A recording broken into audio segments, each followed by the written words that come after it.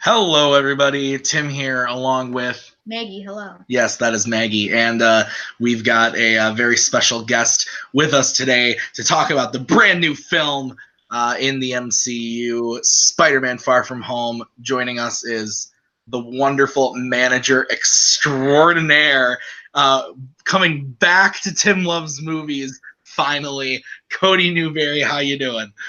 I'm glad that Coho got picked up by law enforcement in Grand Forks for doing some stuff we can't talk about on the scene.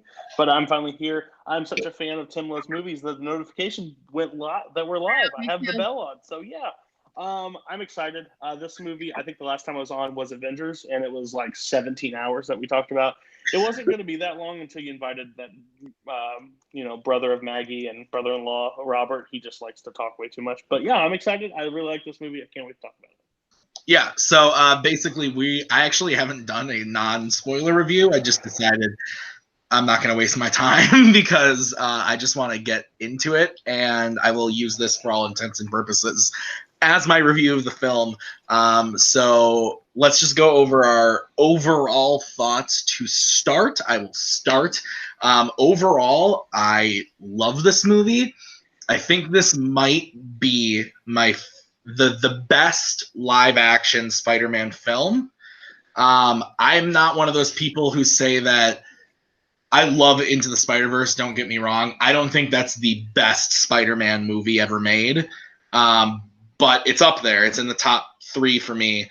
I think that I just have such a soft spot for Spider-Man 2 that this is close. This is really close. It might be the best. I've seen it 3 times, and I love it more each time I've seen it. And I think, we'll get into like what we think about certain parts of the movie, but I love it. I like it more than Homecoming. So, Maggie. So I'm going to be the opposite of these guys. Not that I didn't like it, because I definitely liked it, but I did like Homecoming more.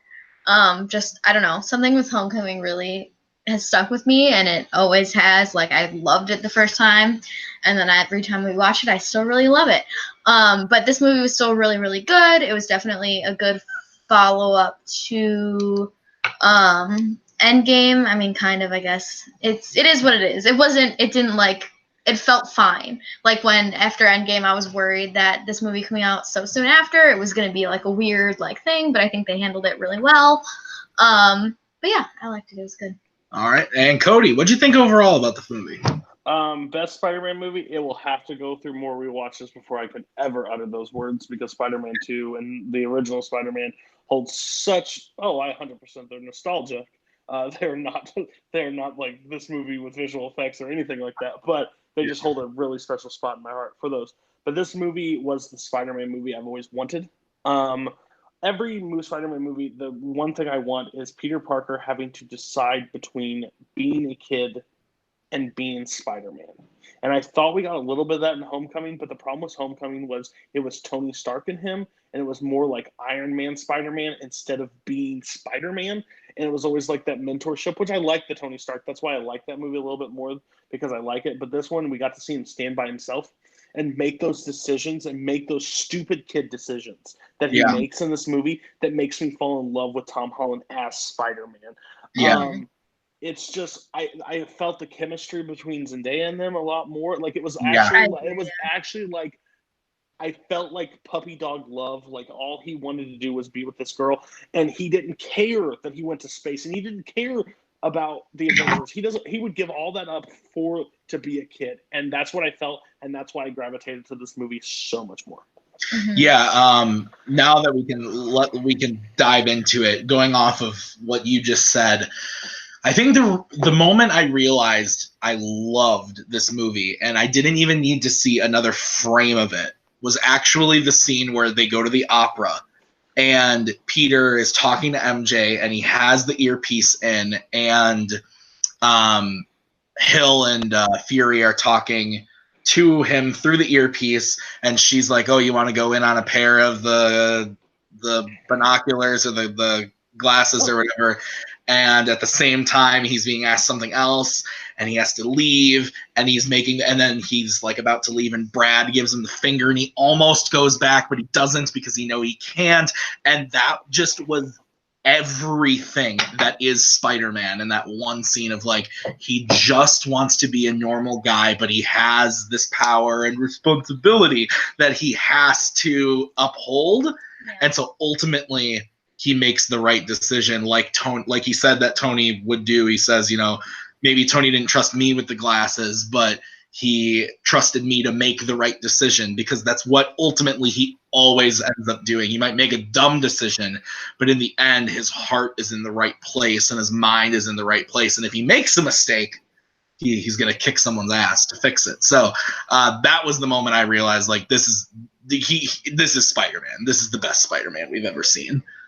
Yeah, the moment I fell in love with it, I loved it before because we already had the character set up and they're going abroad and they're having this connection. But I kind of picked it up with like Zendaya dropping those like nervous twitches, like of how dark and how depressing like certain moments are, and you're like, oh my gosh, you like Peter, and like you just don't know how to like communicate to people about things. Like the fly over the plane, like I thought that was really, really interesting, really cool, because like it didn't go his way and it was like the stupid thing. I actually like the teachers a lot in this movie too, more than I thought they would. I thought they would really get annoying, but they just carried that comedic element throughout, and I was like really funny. So like when they got like the whole high school vibe throughout this movie, I was on board with it more than Homecoming, because Homecoming branches in different spots. Like you have to learn about his new powers, and you got to learn about Tony Stark coming in. You got to learn this, and there's a school dance. But like this is just centered around the school trip, and that's why I think I was in it from Jump Street on that alone. So Maggie, you didn't like it as much as Homecoming, but you still liked it. You also just burped in my face. I love you for it. It's okay. What about Homecoming did you like more than this movie? Would you say you loved this movie? I don't know. It's too soon to say, I think. Interesting. Okay. I don't know. Like, so but you loved Homecoming. Yeah. So what did you like about Homecoming more than this? Like what puts that movie above this movie for you? Honestly, I think it does have to do with the fact that like Homecoming was like other than Civil War, but let's not count that. It was the first time that like the MCU Spider-Man like happened, and I thought that the high school stuff in that movie was really good, and I really enjoyed it, and I really love Michael Keaton in that movie. Oh, yeah. It like gets me every time, and like that whole reveal of him being Liz's dad and all of that is just great. And like I said this after we saw Far From Home the first time, and I feel this way very much about Infinity War and Endgame, where like I don't know what it is, but I just like tighter, smallerish movies. I know calling Infinity War a small movie doesn't really make sense, but let me explain. So Homecoming is a really tight story just about this like month in his life right after Civil War, trying to figure things out. It's about him, trying to come to terms with being Avenger or not being an Avenger, and then his thing with Liz and trying to step up basically. And I thought that it's a smaller scale, and I like that. Where this obviously is everywhere. Now, the second time that we watched it, I did think that I realized that it was a little bit tighter than I thought it was the first time, because they're going all these places. But I realized that, like, I don't know, it just felt long the first time that we watched it in like a weird kind of way, because the fight, because this one storyline is happening and then it changes. Like that moment that you find out that Mysterio is actually Dick, like I felt like that first half was like the movie, and all of a sudden there's like a whole nother half left. And that's fine. I agree with you, actually. The first time that we watched it, it sort of took something away from me. I agree with you, actually. The first time we saw it, it did feel very long, and it's actually shorter than Homecoming. It did feel very long. It wasn't a negative to me, but upon rewatch, that issue has ceased because I know what's coming next. Yeah. So, go ahead. Did you have something? No, yeah. I felt like I think going into this, I think this is one of the first MCU movies that you kind of need a little bit of backstory on to kind of see what's going down, because as soon as Nick Fury, we'll touch on that, I think, as a group discussion of like the credit scenes and stuff like that. Yeah. But like where Mysterio is, like that's his powers. That's his whole thing. And like when the elemental monsters and stuff were coming in, I just automatically from Jumpstart, I was like, this is just bullcrap. Like I automatically know this isn't in real. So like it was like I can't wait for the Mysterio reveal. Where's it coming? And then once Edith was brought into it, I knew where the twist was going to end up coming into it because that's what Now I kind of liked how they did the whole like people from past MCU movies got brought forward. I thought that was a very interesting choice. Like people said, well, he's not actually in Civil War. Well, no dip, idiot. Like, of course, Jake Gyllenhaal did not show up in this movie, and we just missed him for all these years. But like, I thought it was just a very cool, like, just see that power because it's really sad that the best, like, if you had to do like top 3 villains in MCU. 2 could possibly come from Spider-Man themselves, and I've always said Spider-Man villains are like on par with Batman in the term. Like they're cheesy and they're stupid and they make no sense to anybody else, but in Spider-Man movies they are perfect. Like a guy with a fishbowl on top of his head shouldn't work in any other movie, but in Spider-Man it works perfectly for everybody. Same thing with Vulture, that shouldn't work. So I thought, for me, I 100% agree with you when you watched it. Like it's like there's this direct cut, and it's just like, now we're on a new sideline. But I think you honestly needed some backstory beforehand because it jarred a few people that I saw it with. And I mean the thing that you said about the villains too, the guy on the fishbowl not working. The reason they work is because Kevin Feige and Marvel have done an incredible job of making them work for this world. Whereas like the Vulture, as you see him in the comic book, would not work in the MCU, but the way they did it with Michael Keaton and tied it in makes sense. Or just even the character literally in the comic book is like a bird man. He's like literally he's like Michael Keaton in the movie Birdman. Yeah, the Rhino is the same way. You can't have that in the MCU. Yeah, and so the way that they like make it work and connect it into the MCU, I think, is the whole reason why it's successful. And the fact that Mysterio turns out to be just like this guy in a mocap suit with the mocap helmet on, and that's how they made that connection to the comic book costume is really inventive and really awesome, actually. You had something to say?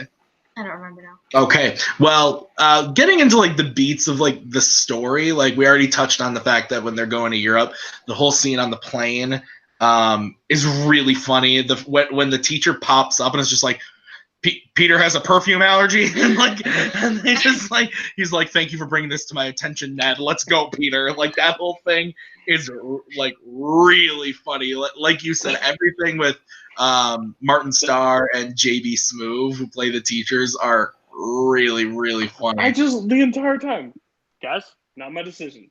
Like the entire time, he's passing everything on everybody. I also love the touch on high school relationships, like with Ned and them just sitting there like, oh, we're together, we're in love, blah blah. What? Peter, men can change. Like, if you have a strong female to change them, blah blah blah. And then on the way back, we broke up. I was like, it's high school, and it was perfect. And how they sold it was, the entire plane ride, because like even when Peter's in the bathroom trying to impress MJ, blah blah blah, and she hears him in the bathroom, like he pops out and Brad's standing right there, and just like, oh, it was just beat for beat what I wanted to kick off this movie, and I thought it was great. Yeah. The other great moment on the plane is the teacher saying, "Oh, you want to see the how does he start? I don't remember, but he says something like, my wife pretended to blip. Yeah, she actually ran off with her like hiking partner or whatever.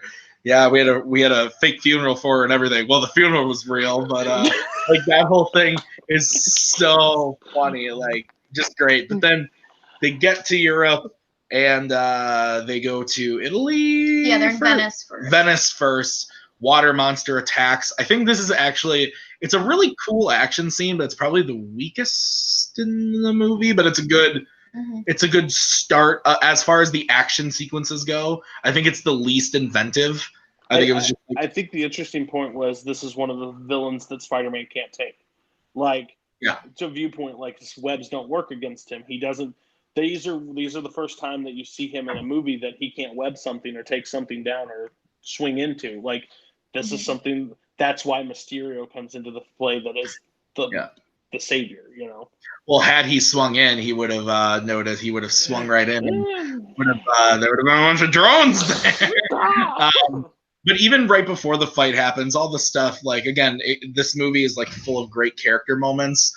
The moments between Peter and MJ when they're walking around and she's talking, what is the word, bow or something like that. She's like, I was born to say this word. It's the anti-aloha. Like, Zendaya's really good in this movie. It means no, or get out of my face. Something like that. I was like, this is perfect.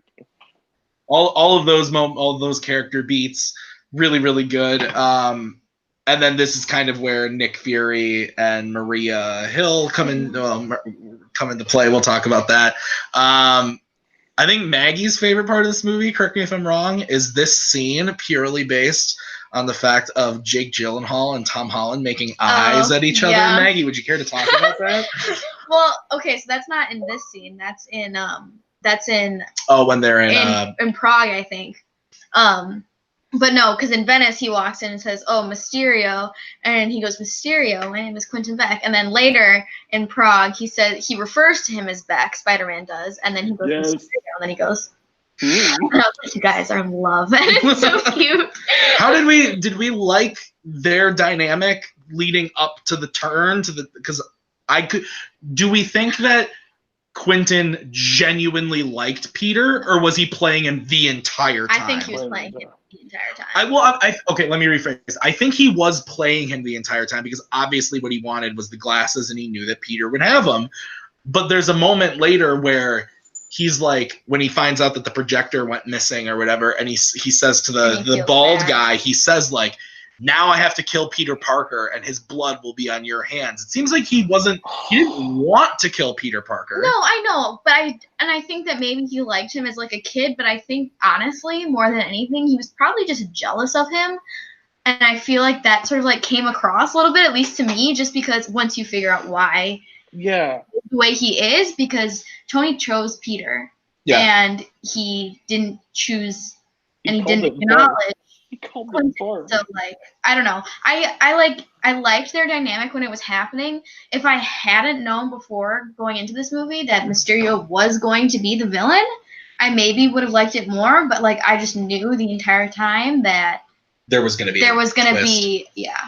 That is very true. That is very true. Because I think the marketing screwed up on that end.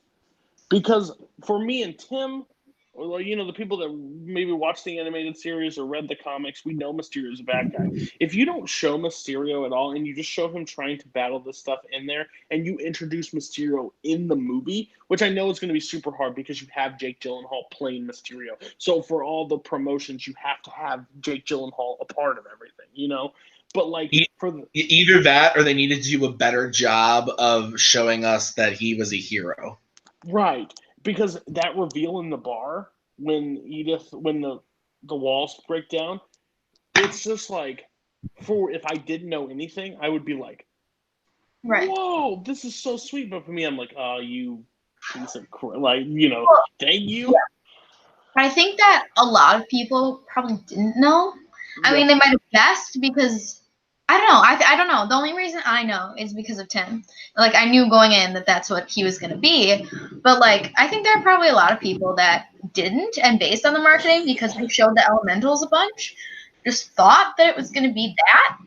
And a lot of people might have been surprised. But I literally said, Spider-Man Last Airbender? Question mark? Well, and, you know, I guess, like, I knew he was going to be the villain, but there was a part of me that was like, okay, they could be making him a hero, which would be an interesting choice. We'll see what happens. The moment I knew there was no way was when they said, okay, we've already defeated air and earth, and we just defeated water, so the only one left is fire. I'm like, well, there's no way that's going to take another hour and a half of this movie. If they had said we have to go defeat the other three now, or the other two, because we already saw Earth at the beginning, now we have to go do air and fire, then I would have been like, okay, they're going to team up for maybe the other two. Maybe at the end they set up Mysterio to be the villain for the next one. I could see that happening, but no, it was clear, like, from that moment, they're like, we've only got one left. I'm like, well, that's not going to take an hour and a half, so let's see what happens next. Yeah. It's just, yeah, you never thought, like, again, I agree with Maggie on this one. It's just, if you didn't know, they did a bad job selling on the marketing that you knew he was going to end up being the bad guy. But I will touch back on that. Peter Park's blood is now in your hand. I think is one of the greatest villain yell lines in the MCU, because I put it on par with Michael Keaton turning around the car and be like, I will literally kill everybody you love. Like, in that voice, I'm just like, and then when Jake yelled it, I'm just like, I hate you, but this is beautiful, and if you do it, I'm okay with it. Keep going, Jake. Yeah. It was just, he has so much charisma in this movie. I honestly, we'll talk about it at the end. I don't want to touch about it in the end, but I don't know, like, I'm kind of confused at what happened at the end. I don't know if I'm the only one. You guys saw it 3 times, so maybe you saw it. It happens quick for me, so, like, I saw it 1 time and I never got to hit the rewind button, which I probably would have. But, like, on par with one of the best villains in the MCU, hands down, with one movie. Just no question about it. I think his arc and everything that he wanted to do. I just wish they would have touched on what they want to do in the MCU moving forward. You know, like, stop bringing back these flashbacks that don't really happen. Like, if you're going to plan ahead, you guys are great at planning. Just start planning. Like, start putting these pieces in play so then we have a moment of reference to go back to. That we see these great turns, and then we'll be like, oh, they didn't. You don't know. Now, they did touch on the Iron Man 1, but Jake Gyllenhaal's not in that movie. Like, Marv, and that's my biggest concern with it. I mean, I know it's hard to pencil him down, but, like, they set up stuff in the post-credit scenes that the second post-credit scene that could affect everything, and the second and the first post-credit scene that could affect Spider-Man's world and the Avengers world. But again, we'll get to that. So moving on a little bit more into the movie. So Spider-Man kind of finds out, that Mysterio is a dick, thanks to MJ, pretty much. Yeah, that is kind of like a whatever. Like, it's a huge, huge coincidence that he finds out at all. And, I get it. Like, that happens in all of the things. Like, a lot of the times it's coincidences. But, like, literally, he didn't take any smarts to figure it out. Only because MJ was there looking for him, and it happened to fall off at her feet. And then they decided to go out and walk later, that he finds any of this out. Yeah. And I thought that was really convenient. I think, though, that it was convenient. But if it hadn't happened then, it would have happened eventually. Because there's always a flaw in pretty much every villain's plan, save for maybe Thanos, because Thanos didn't really care about the flaws in his plan. He just wanted to execute his plan, and then he didn't give a shit what happened after that, as long as he did what he wanted, which was the decimation, I think is what it's called, Maggie. We were talking about that. But the flaw in his plan is just that he wants to save the world from this Avengers-level threat. Well, what happens when a real Avengers-level threat comes and they call you? Yeah. You're kind of screwed there, Quentin. So, like, and that's just kind of the thing. So I think that eventually they would have found out. So if it hadn't happened now, it would have happened eventually. Yeah, that's true. How do we feel about MJ knowing that Peter's Spider-Man so soon? I like it. I mean, obviously now, because of the post-credits scene, everyone's gonna know. But yeah, I'm over the secret identity thing. Like, yeah. Go ahead. Sorry. No, I mean that's it really. Like, I like that she didn't actually know. I like that she was just sort of guessing, and probably the only reason that she's been, like, watching him is because she likes him, and she was just trying to figure it out for herself, more or less, why he keeps abandoning her, because of the feelings that she has for him, which I thought was nice and cute and stuff. And I liked the whole, like, him denying it, and all of a sudden him being like, shit, I am Spider-Man, and I need you to help me out here, man. And I didn't mind it at all. I do wish it hadn't been in the trailer, because I thought that was kind of stupid to put in the trailer. I think it would have been more shocking, more interesting, if they hadn't put it in the trailer. But I liked it, and I'm fine with it, and now it doesn't matter anyway. So yeah, Spider-Man's identity matters in Spider-Man But in the MCU, identities mean nothing. They never have. Iron Man started at the first get-go with saying, I am Iron Man. If they were making secret identities that big of a key issue, that would change. The basic why Peter Parker always gets in danger is because someone finds out who Peter Parker is, and Peter Parker's loved ones, family members, whatever, go in danger. That's Peter Parker. Yeah. Yeah, well, I was going to say the thing on top of that is Peter Parker is really one of the only characters who has a lot of people that he's protecting. Yeah. Generally, if we look at the MCU, when Captain America comes out of the ice in 2011, who's he protecting? No one. The people who Thor's protecting, nobody other than Thor can get to them. And Black Widow want to protect. Black Widow. And I think that makes it more problematic though, because now the entire, I mean, we guess we could pretty much talk about it. The city of New York knows, the entire world. The world knows. No, the world knows. So like now, that being said, which, well done, MCU. I love you even more. Me and Tim had the same reaction to this scene, but like it's perfect that the entire world knows. It's basically it sets up. I'm excited for 3. I'm excited for 4 because now you're going to get real threats. Now, because I know a lot of people had a problem that Sinister Six wasn't hinted at again in this one. Now Sinister Six means even more. Now moving forward, if that's the case, if they're going to do Sinister Six, I pray to God it does not happen. Why? Really? Let me tell you something. I had this conversation with Kane McMillan. Kane, I hope you're watching this and that you don't hate me, but he saw the movie and we were messaging about it. And he said, I don't know why they would have teased Scorpion with Vulture at the end of Homecoming if they weren't going to set it up more in this one. And I told him I don't want it. And he said, why? And I was like, well, here's the deal. I've never been, how do I say this? The MCU or any superhero movie for that matter has never proved to me that they can handle more than 2 villains in a movie. Ever. Okay. Ever. Like large scale. And even a movie like Homecoming, which I enjoy, has the Vulture, the Tinkerer, and the Shocker. Now, again, Shocker and Tinkerer, very small back roles. I get it. And even in what about like Ma and all of that? So that's what I'm saying.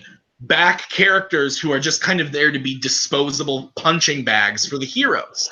I don't need to see Spider-Man 3 or 4 for that instance spend all this time developing Michael Keaton, Scorpion, Doc Ock, Goblin. I don't need to see that. I don't need to see them make a 2-hour, 15-minute movie where they try to push all of this stuff. 6 villains, that's so much character. And again, you could have Scorpion and Electro and Kraven the Hunter be the 3 that are just kind of like there to be like, hey, and get taken out real quick, and then have Doc Ock, Green Goblin, and Vulture be the ones that are like the meat of the movie. But even then, I've never been proven, especially by Sony, who they have a say in what happens in these movies. They have a say in what happens in Homecoming and Far From Home. They do, otherwise we wouldn't have seen that MJ review in the trailer. They have a say in when the check gets cut, and they do have a say on who gets used. But I'm telling you right now, with the amount of success these movies are going, I'm 100% with you. But would I want Feige to not shoot for the fences? I want him to try, because that is literally. I agree. I think it would be a huge undertaking, but I think you have to develop the characters in movies first. 100%. I don't think you can just like, here are 4 people that you haven't met before and they're in the Sinister Six. But if you have movies to develop them, I think the Sinister Six can be pulled off. I just don't know how, because I'm not an executive. That's the thing, is I don't think they would. I don't think they would take the time to develop everything. Okay. I don't at all. Well, so again, I don't want to see it. Would I be first in line to see it? Absolutely, I would. I'd be there day one. But I think it was just a dumb reveal for Scorpion in Homecoming, because Scorpion's not one of those villains that you're like, huh? Like, but they also want to use villains that haven't been used before. They don't. The Green Goblin's 3 times if you count James Franco in the third in Spider-Man 3. Doc Ock is a beloved villain, top all-time. Alfred Molina, people love him. They don't want to tread there. And Venom has been done twice now. They're not going to redo that. Sandman's been done. People didn't really like it. And Lizard, too, and Electro. Can I get Rhino? Can I get Rhino? And technically Rhino, Stop. too. No. So and that's the thing. At this point, they're going for these. What's that? I don't count Pauly G. That's not the Rhino. Trust me, it happened. So they go, but now they're going for these fringe villains that are really interesting. And I think for the next one, I think if they go for something like Black Cat or Kraven the Hunter, you could see something really, really cool. I think that if they did Rhino, it would definitely be interesting. But I think, or even if they adapt something from the latest video game and you do Mr. Negative from the video game, that would be really cool. So there's options there. But anyway, back to this one. Sorry. How did we feel about the giant drone blah, blah, blah fight at the end? I think that the action in this movie is that other than like the quirky comedy or not the quirky comedy, other than the performances themselves, the action was amazing. That end action scene when he's just like using his Peter Tingle to tell where the drones are because he can't see them, and he just like gets them all. It was awesome. And even when he's fighting the big cloud and he's like pulling a bunch down and like doing like all this stuff, it was really cool. It's something I didn't notice until the last time I saw it was. Even he like closes his eyes and he's like, okay, Peter Tingle. His eyes are closed that entire time. Like I was watching closer and his eyes are never open during that. So that was pretty cool. Yeah. I guess we also, what's up? No, go ahead. I was going to say on top of that too, they're not really dream sequences, but the dream-ish scene with Mysterio in the warehouse thing, the illusion thing, has to be in my top 5 favorite scenes in the entire MCU. Yeah, that scene blew me away watching it because like movies make you feel certain things like that made me feel super claustrophobic, super like panicky, like, and I knew what was happening. It's the closest thing to like Scarecrow's like the drugs that make you hallucinate, and like I thought like each time he was going down and dropping the level and seeing something, it kept changing. And then you see Mysterio get shot, and then all of a sudden, and he takes off the thing, and he's like, "You're an idiot." Now I know exactly who to go for, and like goes off. I'm just like, when he gets hit by the train, that was like jaw drop, like. And like, can we touch on something that we haven't talked about? Happy Hogan in this movie is great, amazing. Like, they haven't used him much throughout the MCU. He's always been that little plot point. But, like, this movie has one of the most touching, like, moments for me. Like heartwarming is when he is working on his suit and you hear the dun, dun, dun, and, like, sitting there and, like, hit Tony. And, like, you just see Happy look back at him and just smile and be like, continue on. I'm just like, oh, you're killing me inside right now. Because it was just, like, one of those things. Because he was like, listen, you made a mistake. And Tony was the one that always played by like that thin line margin. Like you're expected to like that's who you are as a person. And Tony picked you for a reason. Like all these like happy-go-lucky moments. And I'm just like, he did pick you. Like it was Happy Hogan killed in this movie. And that AC/DC Back in Black moment when he was fixing the suit, it was. Oh, like I love that torch. Yeah. That was good. I just love his like end of lines. Like, Tom Holland is the perfect Like for me, the perfect Spider-Man. He really is. But, sorry, I took a tangent. Yeah, I yelled at Robert on Twitter last night. The old Robert Parker, my teammate in Fandom Fight. Because they probably talked about Iron Man, and that was just too much for the little hobbits to take. No, he was actually talking about how he relates to Tobey Maguire's Spider-Man, which I was like, yeah. So basically, someone tweeted about how Someone tweeted about how they loved Andrew Garfield's performance because they were picked on in high school, and to see somebody on screen while that same person was in high school that was picked on but also had like a cocky attitude, like made him feel really confident, and so that's why he loved Andrew Garfield. And Robert just responded and was like, I hate Andrew Garfield's performance as Spider-Man. Tom Holland is the best. Well, to be fair, Robert did say that he respects the fact that he loves him, but then he said, Tom Holland's the total package, but I really relate to Tobey Maguire's juggling of work, being a hero, school, and everything. Because they don't all do that. As an adult Spider-Man. And I said, hate to break it to you, but he plays a 19-year-old, a 21-year-old, and a 24-year-old in those movies. He looks like a 45-year-old man, and I wouldn't call a 24-year-old an adult because I'm 23 and I definitely don't feel like an adult. So that's just me. He falls off the roof and literally needs to shave his 5 o'clock shadow. Like, please don't tell me like he's ready for retirement before he even starts swinging. Stop, Robert. Yeah, no. Tom Holland is like, if we didn't know it from Homecoming and from Infinity War, he's the real deal. He's the total package as Peter. I've said it before. I've said it 1,000 times. Like, I will say it again. Maguire was a decent Peter Parker. I'd go to good. I thought Garfield was a great Spider-Man, not a good Peter Parker. And Tom Holland is the best of both worlds. And that's just the way it is. Also very good is our boy from New Girl and Into the Spider-Man. Jake Johnson is also great in Spider-Verse. But yeah, an adult Spider-Man. Yeah, that's an adult Spider-Man. But yeah, the whole finale is great. They go home. MJ and Peter are now a couple, but before that, Peter knocks the crap out of Mr. Mysterio when he grabs the gun or whatever. That last illusion when he reaches back and grabs the gun. That was awesome. What are you confused about? Is Mysterio dead? Yes. So what happened? How does he die? I think he got by the drones. So that was the whole thing when he was standing back there and he was like, fire all of them. And Edith was like, you're in the kill zone. So, and then it shows him getting shot, but that's the illusion. But I think that actually happened. When he gets shot by the drone, I think that is real.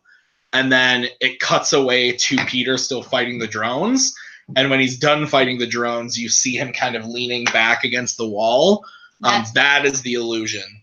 And he's actually standing there with the gun. Peter grabs the gun away. He falls over and has his last few lines of dialogue. He says that people will believe anything now. I think where I was stuck on, like, I was just hoping that he wasn't because I wanted Mysterio back. I just didn't know how. I knew he got shot by the thing, but I thought that was the thing.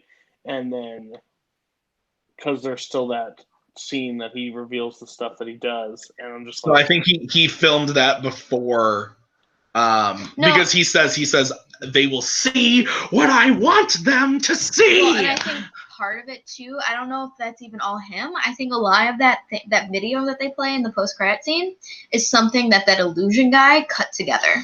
I think it was him. Could be. I think it was him more than anything else. Can we also add something? He couldn't build the Iron Man suit, the arc reactor, in Stark Industries, but now he can do this full drone technology. Right. Plus, they brought back my favorite quote from the entire MCU: "Is Tony Stark built this in a cave with scraps?" That scene is like. And when they brought it back, I was just like, "This is my favorite point." Like, I love that line so much because Obadiah's thing. But yeah, I just didn't know if he actually died. Because it happened so fast, and then I thought that's just the illusion. So he's coming back at some point, but I can't wait. Well, because he goes with Edith, he like looks at him and he goes, "Is he ... and she goes, "Yes," or something like that. He says, "Is he?" And then, "Is this real?" And Edith says, "All illusions are down," or whatever. Oh, yeah. So. I do think that he filmed all of that and sent it to him before. You do? I do, yeah, before he died. Because he was one step ahead of everybody pretty much until the end. So and he said he was like, cancel the turn it off, and the guy says like, then they'll see, and he's like, they'll see what I want them to see, and what he wanted them to see was Peter killing him. Which is another great villain line. What'd you say? Which is another great villain line from Oh, Jake he has so Gyllenhaal. many good ones. He yells so many times. I love it when he grabs the bottle at the bar and okay, toast. I'm just like, you are. He is the only actor who could deliver that exposition dump as well as he does. Yeah. Like, he has the insane side of Nicolas Cage, but the acting ability to keep it going. Like, I just feel like he could have yelled any line in this movie. I'd be like, yep, I'm on board with you, Jake. Keep yelling. Yep, 100%. So yeah, let's dive deep into that post-credit scene. We get there. Peter's swinging MJ around. She's not a fan, which is great. Because it's a nice callback to the Raimi trilogy of like how MJ's just like sitting there perfect, her makeup all beautiful and her hair in perfect one spot, holding onto that dummy mannequin of Spider-Man in the original. But then they land and she's perfect. In this, not so much. It's pretty much exactly what would happen in real life if you were swinging around with Spider-Man. And I love that she's like, no, not doing that again. Like, no way. I think that's stayed out here. It's like, yeah.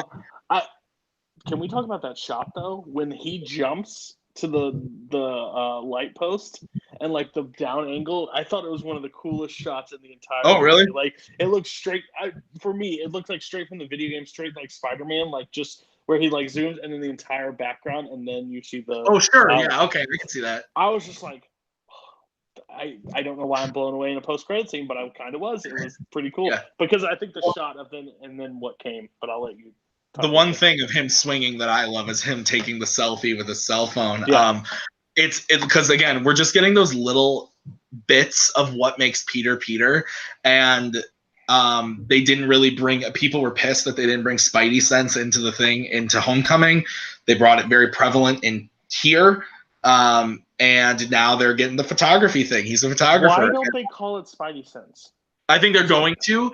I think the thing is. Okay. He didn't really know what it was in Homecoming. It's never addressed. He probably had the power, but didn't really the first know what it was. Is Infinity War. Is in Infinity War when his hair stand, and then he's just kind of like, oh, and he doesn't even really know what it is. Then it's never used again in Infinity War or Endgame. I was just like, are they not allowed to? Is it on the cutting? Like they're not allowed to say the terms. No. I know. I was thinking that too, but because they're with Sony, there's no reason that Sony would not let them use. It's like the problem with Marvel movies and in general, I'm always thinking like, what was left on the negotiation floor? Like, why can't they do certain things? Why couldn't they reveal certain things? That's why, like at the beginning, I'm a big of Homecoming. One of the reasons I rolled the biggest time in Homecoming is when Zendaya reveals that, oh, they call me MJ, and I'm just like, oh, of course they call you MJ. Why wouldn't we bring you back? Like it was just like it was out of the blue. It just made me mad. But now I'm like, okay, I'm glad you're MJ because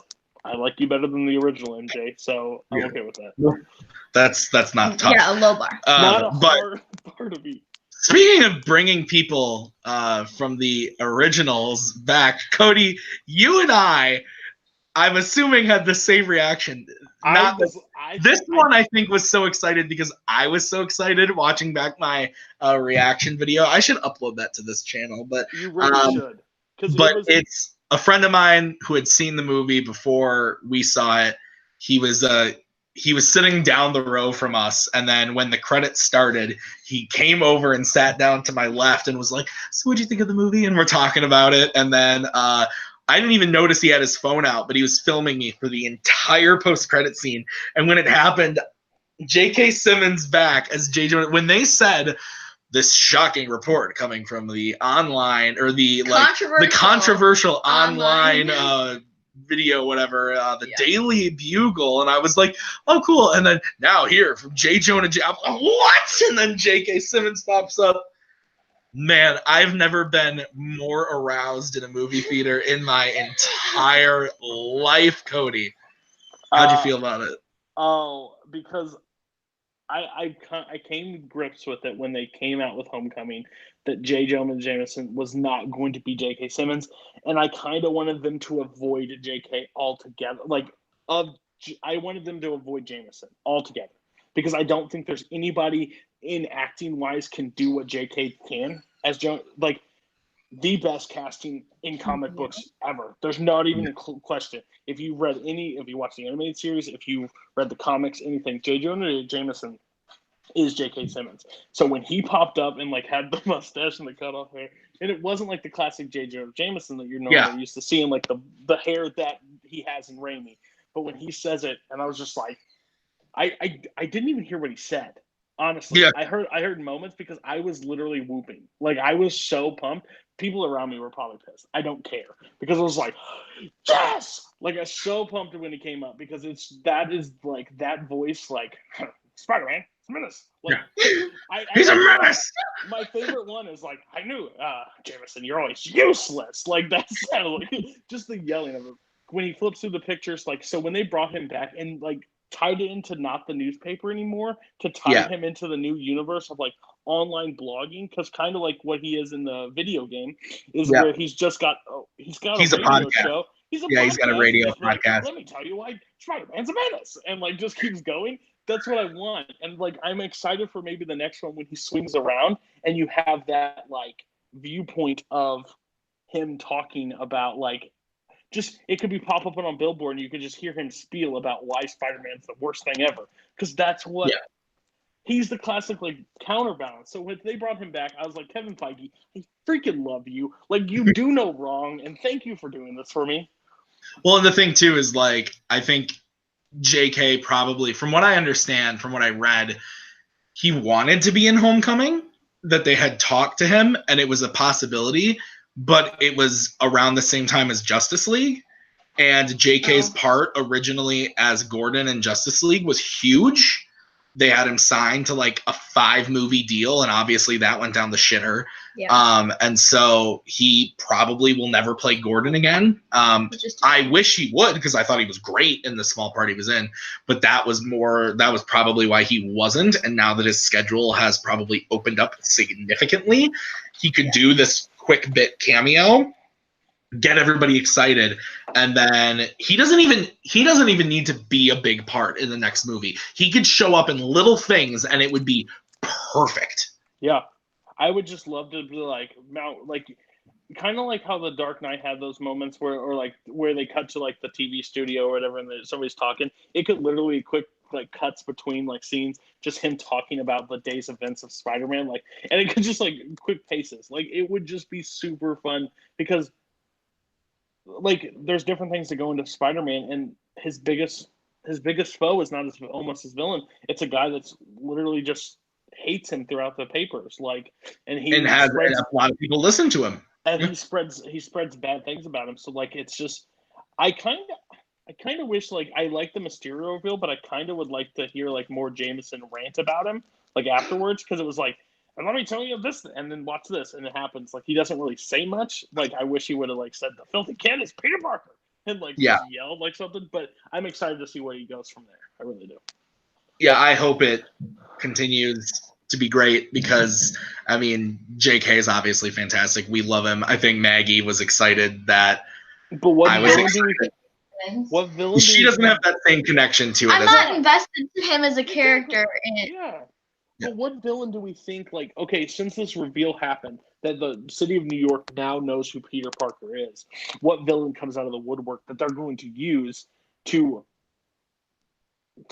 use that information to their advantage? That's where I'm curious where they're going to go. I think it depends. I think at Comic-Con in a few weeks, we're going to find out what the slate for Phase 4 is. But let's play the guessing. Is anything slated for next year? What? We know nothing. We know nothing for next year. There are movies slated. We don't know what they are. Okay. They're we just don't know what they are. Okay. Yeah. That makes sense. So, like, we can guess it's Doctor Strange 2, Black Panther 2, that Black Widow movie, Guardians 3, but we don't know for sure. Do we think what are we going to see first? The next Avengers movie or the next Spider-Man movie? Spider-Man. I think they're going to pull an Iron Man 2 situation, and I think that it's going to come out in the next 2 years. I think this is going to be the first Spider-Man movie to make a bill, and they're going to kind of fast track where they go next. And I honestly believe I have two ideas in my head of who is going to do it, but like villain-wise, or what do you mean? Right. villain. The fanboy in me wants Kraven, of course. I think most fans of the comics and everything want Kraven. It would be the most sensible one. I don't know how you kind of tie him in to the world that we're in, but Yeah. in Kevin Feige we trust. But like, I also think like Hobgoblin would be a very interesting one because we haven't really touched on Hob. And I think that would be kind of get back to the wacky of Spider-Man if we can. I would have loved to. That's what I wanted Franco to be. Yeah, I want Hobgoblin because honestly, everybody says Green Goblin, but I'm actually more of a fan of Hob, which is either or. I don't really care. That's the cartoon coming out. That's the 100% cartoon, and I would love the pumpkin like explosions and stuff like that, and have a Halloween twist, like a Halloween like release schedule. That would be very cool for me. I think you have the tie-in perfectly. I would honestly like Kraven Hob both movies. I think it would work because I think Kraven is how Tony's powers are too into Spider-Man that I think Kraven won't last that much. But with Hob and Kraven, I think could be a very good twist, honestly, if you can make the casting right. But yeah, somebody's coming out of the woodworks to take on that. Everybody knows who Peter Parker is, and I'm just ready. The sad thing is I'm more ready for the next Spider-Man than I would be the next Avenger because I kind of want a breath from Avengers, Yeah, I think the only thing that maybe would prevent more Spider-Man from coming out right away is because of the success of Spider-Verse, which means that they're going to keep making those movies as well, and you don't want to oversaturate the market with Spider-Man because that's not worked out in the past. That's fair. And it also depends on, because I think they really wanted Captain Marvel to be the next Tony more than Spider-Man. I mean, I think they wanted her to be more successful than she was. And she wasn't, so I don't know if they're changing their plans. The movie made $1 billion. I know, but people didn't react to it the way that they reacted to Spider-Man. That's true. That's all I'm saying. And you're not wrong about the oversaturation, and it all comes down to the product because Homecoming comes out 3 years after The Amazing Spider-Man 2, which made money but didn't like it made maybe $600 million, which is nothing to like. That's a lot of money. That's a lot more money than I'd ever have in my life. But the other like Homecoming was up in the 800s. This is probably going to make $1 billion. It's on track to because it's been very successful the last couple days. Yeah, if you have a good story, you got the good cast, people will come and watch it. So yeah, Spider-Man's my favorite comic book character. I, of course, want to see more Spider-Man. No question. I would rather see a Spider-Man 3 than a Black Panther 2 or Doctor Strange 2. I think we're going to get a bunch of those. We're basically going to be like in phase 1 again. We have to build back up the team to bring them into a certain world. And but I wouldn't be surprised if Spider-Man is, like Maggie said, is the Iron Man 3, where we're like fast tracked to this. But I honestly believe there's a situation that happens in the next post-credit scene that opens up a lot of questions. So Maggie, I won't speak for her. I like this scene. I like the possibilities that come from this scene. I don't really like that it's played for a joke in the end. Right. But I do like what it sets up. Maggie? Yeah, I mean... We're talking about the Nick Fury thing. Yeah, the Nick Fury the Skrulls. thing. With the Skrulls. So, I don't understand because Nick Fury has known about the Skrulls forever, ever since he's been in S.H.I.E.L.D., which means that, and he only started utilizing them now? Like, that doesn't make sense. Like, we know of. Well, right, and that's why today was the first time that I actually thought about the fact that he could have been in space since Age of Ultron, and that sort of makes it better. But at the same time, I was just like, why? Like, I need to see where it leads before I like it, because I think that it was really thrown in there and it did not mesh with the rest of the movie at all. Not that they usually do or always do the end credit scenes, but I just thought it was really tacked on, and then being like, we've got something coming, but without saying anything about it at all. And I didn't appreciate it, I guess, based on the rest of the movie and the other end credit scene. And I need to see what the payoff is before I am okay with it. The problem that I had was it finally made sense because Fury and Hill were off the entire movie for me. Same. they were so short. They were not acting like Yeah, Nick he was Fury. being weird. It was weird the entire time. And at one point I leaned over to my friend and I said, "Is that really Fury?" And they're like, "What?" I said, "Well, Captain Marvel just introduced the Skrulls. Is this a Skrull?" Because like Hill is like short, not saying words, like just cool, blah blah blah. I'm like, this is not who Hill is in the movies. She literally has like quipped lines. So I'm like, I don't get what's going on. And like that scene where like he sits on the couch and like he's the next person that knocks on the door. I'm gonna shoot, which I laughed really hard at. But I was just like, that's not a Nick Fury line. Like Nick Fury wouldn't meet you in your dorm right there. Nick Fury would meet you somewhere that no one could interrupt. Like, and it was definitely like Ben Mendelsohn as Nick Fury saying that line. Yes. Now that the reveal happened, but the whole issue, I was just like, there's something up. So when the reveal happened, I'm like, thank you. Like, it finally is. And then they went to the thing. I was like, how long has Nick Fury been in space? That's the one question mark I had, because I was like, they've had him from the 90s. This could have been happening since he set up the Avengers in peace. Exactly. So why not? That's the plane. I don't think that's the plane I have a problem with. I don't think it's that, only because I mean, it's him and Winter Soldier. Yeah, I don't think it's since the beginning, because then he wouldn't have felt off in this movie if it was Ben Mendelsohn the whole time. Mm-hmm. I think that funny enough, so you guys know I work at the theater. So I ushed theaters all day today. It's the 4th of July, so we were busy.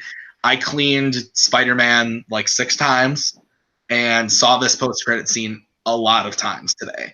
And I don't know why I didn't notice this the first 3 times, but each time I was under the impression that Fury was on vacation. He's not. And that when Talos calls, he's like, "Oh, how's the vacation going?" I don't know why I thought that. Maybe because he was sitting on the beach or whatever, but he definitely says mission. Yeah. He says, "How's your mission going?" Which means that Fury is off on that Skrull ship for a mission, but at the time he's called, he's drunk, sitting on the beach. Yeah, I didn't like the beach thing. That was stupid. I'm not sure what's going on. I like the fact.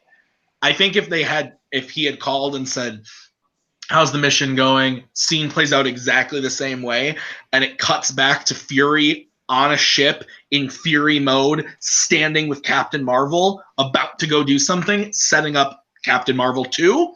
Great. Yeah. Would have been on board, 100% on board. Yeah. But because of the whole, like, "Where are my shoes? Let's get back to work." Like, that's the part that didn't really work. Right. Yeah, and I was just like, I'm over this. Yeah, that's the thing with me, is like, clearly something's happening and it's super vague and I don't like it. I want to know. And I need to know like what's going on. That was honestly so important that Fury couldn't be there. Because I think what was happening with Mysterio was, and like everything that he was saying about his network of falling apart and like all of that is absolutely true. And what we know about Fury wanting to build that network up and wanting to know those things, like, I feel like that's something that Fury would actually be doing. So what is he doing now that is so important that he trusted Talos enough to go and take care of it? Like, I also was, as soon as that scene happened, I felt like Captain America and Tony Stark in Avengers 1 be like, how long have you been doing this behind our backs, like talking about using the Tesseract as a power? Like, I felt betrayed almost. Because I'm like, I watched this entire movie, you're not Nick Fury. The entire, like, that scene that he, like Nick Fury has a heart. Like, he's shown to have a heart throughout these movies, and like Talos is acting like Nick Fury. You could just tell, but he's sitting there. He's just like, no, like when I call you, you got to do this and blah blah blah. Like, it seemed very just. They shouldn't have revealed it in the post-credit scene. It should have been like a reveal in the movie, kind of, for me. Upon rewatch, there are many hints to it. Right, that you don't pick up on. Like, there's a part where it cuts and he's literally walking with Maria, and he says, since when are Kree's something? Yeah. Since when did everyone know about this Kree stronghold or something? Something Kree related. There's also the part where he says that's why I leaned over at one point and said, like, this, they have to be Skrulls or something, because they're not acting like themselves, and that's. But I think for this is for not us. I think this is for general movie audiences, because if you watch like many movies with Nick Fury and watch this one, like what's up Nick Fury's ass? Like it makes no sense of like why he's acting like a total douche the entire time and not acting like the Nick Fury you know. And then they reveal it at the very end, which again, it's 23 movies deep now, and people still get up and walk out of them and like don't. It's amazing. I when I saw it yesterday, I saw it by myself, and I was maybe one of like 12, 15 people in the theater. It was not a busy showtime that I went to. It was like a 1 o'clock show on a Wednesday, but still. And this 3 other people sitting in my row left before even the first mid-credit scene. Everybody else left after that. It's like, how many of these fucking movies have you seen that you have never seen a post-credit scene in these movies? Have you walked out before every single one for 22 movies? I'm like, you don't even know what's coming. Like, when J. Jonah Jameson pops up in the next Spider-Man, you're gonna be really confused, man. Like, the only thing I can think of is like if they had stayed for the end of Endgame a couple months ago, there was nothing, and they were like, okay, well, there's not gonna be anything on this, but still, that's dumb. Yeah. Anyway, we've talked pretty long about this. Yeah. We all like the movie. Go see it. Go check it out. It's a great Spider-Man movie. It's also just a great MCU movie. Lots of good things about it. Tom Holland's great. Jake Gyllenhaal is my boy Jake G. I love you. I wish you could come back. You are, as yes, Cody said, the beauty. But anyway, that'll do it for us here. Again, go see the movie. It's great. So that was Cody. That was Maggie. I am Tim. Thanks for watching, guys. We'll see you next time.